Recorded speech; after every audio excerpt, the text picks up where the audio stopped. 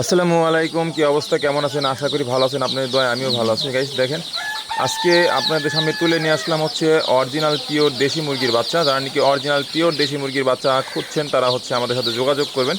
আর দেখেন, original pure দেশি মুরগির বাচ্চা দেখলেই কিন্তু বোঝা যায় বাচ্চাগুলো ছোটো ছোটো এবং কি সুস্থ সবল অ্যাক্টিভ বাচ্চা এবং কি চঞ্চল।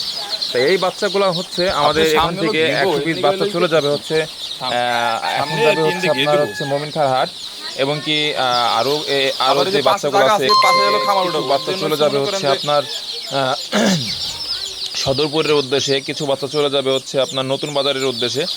সবাইকে দোয়া করি যেন তাদের খামারে যে বাচ্চাগুলো নিতেছে সবার বাচ্চাগুলো দিন ভালো হয়। এই যে বাচ্চাগুলো আমরা 100 বাচ্চা অলরেডি করে ফেলাইছি, বাইরে দিব। এর জন্য ভাইয়ের সামনে হচ্ছে বাচ্চাগুলো গুনে দেবো, ঠিক আছে? তাই এই বাচ্চাগুলো বাইরের সামনে গুনলে দিলে হচ্ছে ভাইয়ের মনটাও ভালো থাকবে। সবসময় সন্দেহ যেটা থাকে যে বাচ্চা কম দেয়, সেটা থাকবে না। তাই এই যে এখন হচ্ছে আমি বাচ্চাগুলো আমার হাত দিয়ে গুনে দিচ্ছি 5টা 5টা করে। তাই এখানে হচ্ছে ভাই আবার কিছু বাচ্চা চাইলো যে আমার এই কালো বাচ্চাগুলো বেশি দিও, সেই ধরনের হচ্ছে কালো বাচ্চাগুলো হচ্ছে ভাইয়ের জন্য আলাদা করে বেশি করে বাছা হয়েছে। তাই একটা জিনিস সবাইকে বলি যে ভাই, অরিজিনাল পিওর দেশি বাচ্চা খুঁজলে একটু দাম বেশি দিয়ে কিনতে হবে, তাহলে পিওর দেশি পাবেন।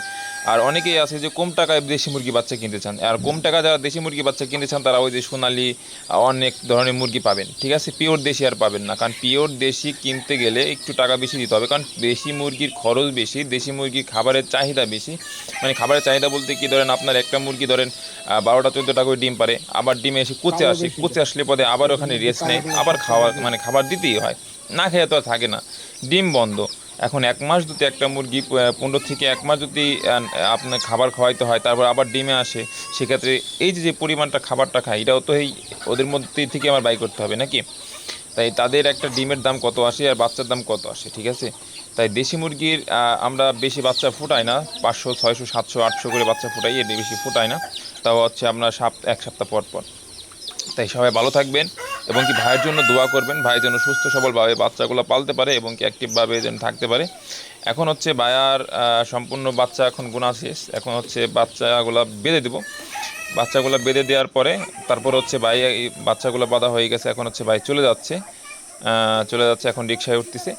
তো সবাই দোয়া করবেন, সুস্থ থাকবেন, সবাই অ্যাক্টিভ থাকবেন এবং কি আমাদের পেজে